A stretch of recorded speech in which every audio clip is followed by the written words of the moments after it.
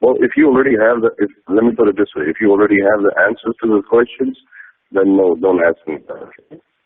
Well, I don't have the If answer. you really want to sincerely know about Islam, well, you do, because I answered your question back, and you just answered me back that you think ISIS is part of Islam. So if you already have an answer, it's really futile to ask the question.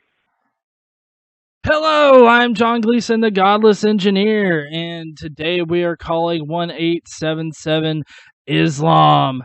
If you guys know, 1877 Islam is a hotline that you can call and you can ask. I'm guessing volunteers that are experts in Islam and whatnot, and ask them a few specific questions. As you can see up there, I have those specific questions that I want to ask today. One, does ISIS follow the teachings of Islam? Two, can you beat your wife? That's a common question that's kind of come up. There's been a few videos from imams saying, the specific instances in which you can beat your wife. And then number three, can good people still go to heaven if you're not Islamic? And I've seen this on a few videos about it, and about how good people that don't necessarily believe in Islam can still get into heaven. So I was going to ask that question as well. I don't have any references for that one as far as in the Quran that it actually supports it. But like I said, I've actually heard somebody mention this. It's actually that Kareem Metwali or whatever. He's got a YouTube channel called Are We Cuckoo Now? He said that if you're still if you're good, then you still get into heaven. So I've got the phone number queued up. I don't know how long it's going to take us to actually get somebody on the line. Hopefully, it's not a BS phone number, and we can do this. Let's see, call. Thank you for calling Why Islam, the Islamic information line. If you know your party's extension, please enter it now. For the English hotline, please press 1. To hear answers... This call may be recorded for quality and training purposes. Yes, it might be. Thank you for holding. An associate will be right with you. Your call will be answered in the order in which it was received. Did you know that Muslims make up 1.5 billion of the world's population? Did you know that only about 23% of Muslims are Arab? Did you know that Muslims believe in one God and all his prophets, including Abraham, Noah, Moses, Jesus, and Muhammad? Did you know that one of the teachings of Islam is to love and honor Jesus Christ? Did you know that the Quran, which is over 600 pages, is memorized in the original Arabic language by millions all over the world? Would you like a copy of the Quran or any other literature? Glenn, how can I help you? Hi, yes, my name is John Gleason. I'm calling from Alabama, actually, and I have a few questions about the Islamic teachings and whatnot. I've been kind of confused on it, and I just would really like to get some clarification. Okay. How did you find our number?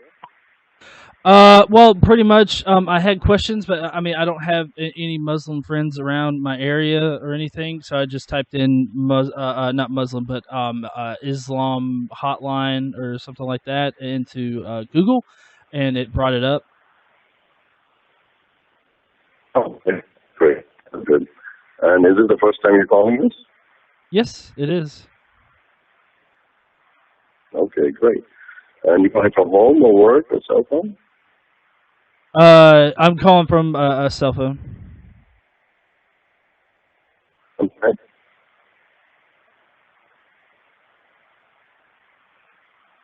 Where are you calling from? Huh? Where are you calling from? I'm calling from North Alabama. Right, but you're calling from home or work? Oh, sorry, I'm calling from home. All right. Thank you for your questions. Go ahead. What are your questions, sir? Okay. Well, I really just had three in mind that I was wanting to ask about today. And this one is actually kind of been floating around a lot, and that's does ISIS follow the teachings of Islam at all?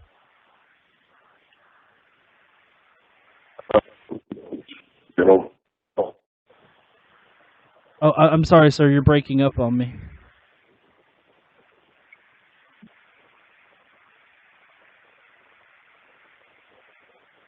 Sir?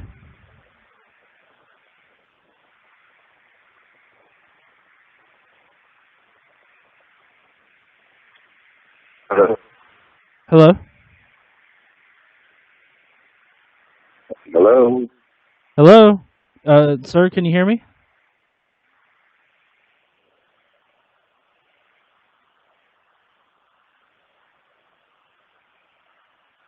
Sir?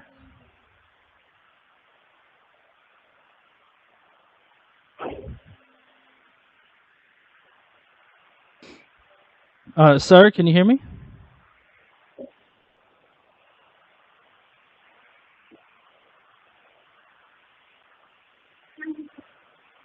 Hello, sir? Goodbye. Yes, sorry we got disconnected. The connection was bad. I was talking to you.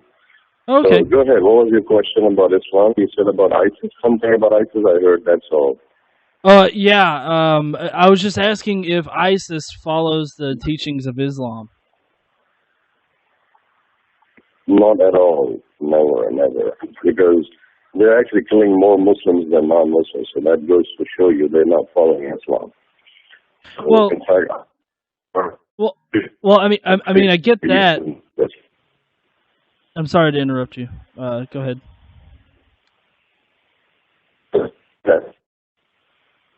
Okay. Well, it's just the reason why I ask is because I mean, you say that they are killing more Muslims than they are, others, but with the way that Islam, at least from my perspective, the way that Islam is set up is that if you don't follow, Islam perfectly, then you're not considered a Muslim. I mean, is that not correct?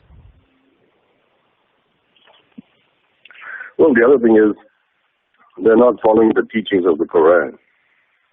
Although they claim that they're following the teachings of the Quran, but that's not at all true. Okay.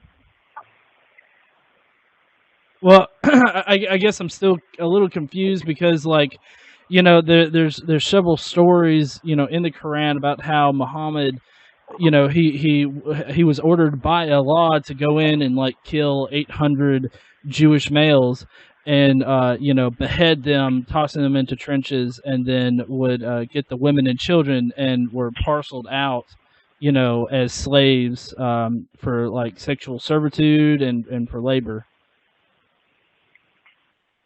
No, that's all false. That's wrong. Quran. What you're talking about is taking things out of context. There was a battle that took place between the Jews and Muslims, and that's why those verses are revealed for that specific battle only. It's not a general statement by God to order Muhammad to kill all the Jews. If that would have been the case, Muslims have been living on the face of this earth for almost 1,400 years. So 1,400 years, Muslims would have killed all the Jews and wiped them off on the face of this earth, had that teaching been correct. So you have to look at the whole context. You can't just take things out of the context from any holy scripture. I mean, I can easily take out things out of context from the Bible, from the Old Testament and New Testament, and present it in such a way that it looks very horrific and very barbaric. But I know very well that that is not correct to do, to take things out of context and then present them to be mean and degrade the religion. So you have to look at the whole context of the Quran. You're not looking at the verses in the Quran that talk about saving a life is like saving all of humanity. You're not looking at the verses in the Quran that talk about Jews are the closest people to Muslims in terms of belief. And Jewish women are allowed to be married to Muslim men. And we can stay at Jewish homes and eat food at their places. Okay. Well, I guess I don't know why there's such a that they're so against the Jews then in the Quran. I mean, if there's such peace now, like they're not against Jews. They're not against Jews. No, they're not against Jews. They're not against Jews. They're just giving things where things went wrong. Wherever Jews attacked the Muslims and showed their hatred and animosity, then equally a response was given to them by the Muslims. So if you pick out those verses in the Quran, then yes, it would look like as if it is hatred, but it is not. You have to look at all the other verses in the Quran that talk about Jews in a friendly manner, in a whole context. Okay. Well, I mean, in Quran 2:190, though, it says fight in the way of Allah against those who fight against you. I mean, don't you think that maybe those in ISIS? Look at the verse itself. You're not looking at the verse itself. It says to fight against you. Those who are fighting against you. If somebody's fighting against you, somebody comes into your house, starts pushing and shoving and killing you, are you going to just sit there and let them kill you? What are you going to do? And right now, Alabama, somebody comes into your house in your Alabama. What are you going to do? Well, no, I understand. I understand the context that you're trying to bring up, but my point is that, you know, the point of view of ISIS is that those that are not in Islam, their type of Islam is actually fighting against them, and so they feel the need to go out and, you know, fight in the way of Allah. So, I mean, with them doing all these beheadings and whatnot, do you not think that maybe that's what they're doing? No, not at all. Beheading is not allowed. The Prophet never beheaded people in the first place. Well, no, but I mean, he did. I mean, I've got Quranic verses right here that talk about him beheading people. Only in the battlefield, not the way that ISIS is doing, like just capturing innocent people and beheading them. In a battlefield, in a warfare, that's a different thing. The rules of engagement in a battlefield is different. Okay. Well, I guess I mean, because I see the two groups, like the Islam, the Muslims that say that ISIS isn't part of Islam, and then I see ISIS, and I mean, I just see two different interpretations of the same text. I mean, you know, it's kind of hard to defend that they're not really part of Islam. For one, it's a no true Scotsman fallacy. But then, you know, if you actually look at you know, the Quran, I mean, you see things like, you know, Christians and Jews who believe in only part of the scripture will suffer in this life and then go to hell in the next. And then for disbelievers, there's a shameful doom because they've incurred anger upon anger. For disbelievers, there's a painful doom. Allah will make disbelievers' lives miserable in this world and torture them forever after they die. So, I mean, it's kind of hard to see how this is like a, you know, a peaceful religion, like at its core, like within the pages of the Quran itself. Not how Muslims themselves implement it now, but just, you know, an outsider looking at the Quran, it's really hard to see it as a peaceful religion, and it's really hard to not see ISIS as part of Islam. And that's because you're looking at the wrong things only in the Quran. You're not looking at the whole picture. So you have to read the whole Quran from cover to cover, then you'll be able to get the true picture of Islam and understand it. But anyways, this hotline is not for debating or arguing. So you had a question I asked. Well, I'm not trying to. I am asking questions, but I know that it's not set up for like a debate or anything. But I mean, I'm just asking questions. Well, you asked the question. I answered your question, sir. Well, we're just going back and forth. We're not getting anywhere, right? So we got to go and take the other callers who are on the line.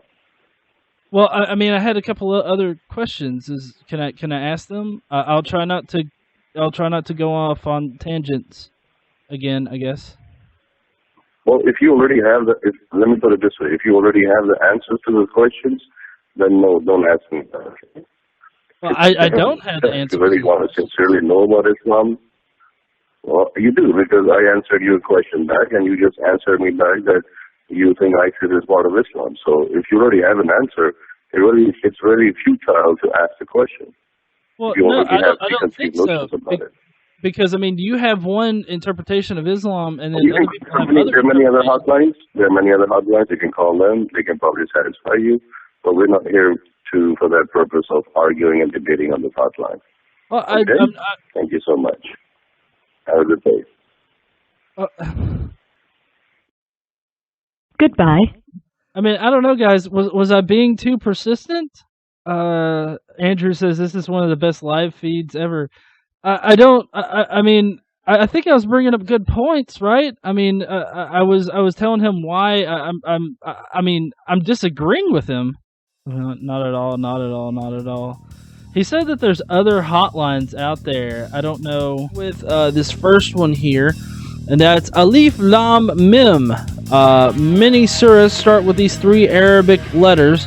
No one knows why, but I have a theory, or at least the Skeptic's Annotated Bible has a theory, and that would be that it's the التي نعمل على إيجادها على توفير كل ما يلزم الشباب المسلم. Okay, if you couldn't tell there, that is the second instance of the false cause fallacy. And because she's saying that all right, there we go. Now there's audio because I'm dumb. All right, let's try this again, shall we?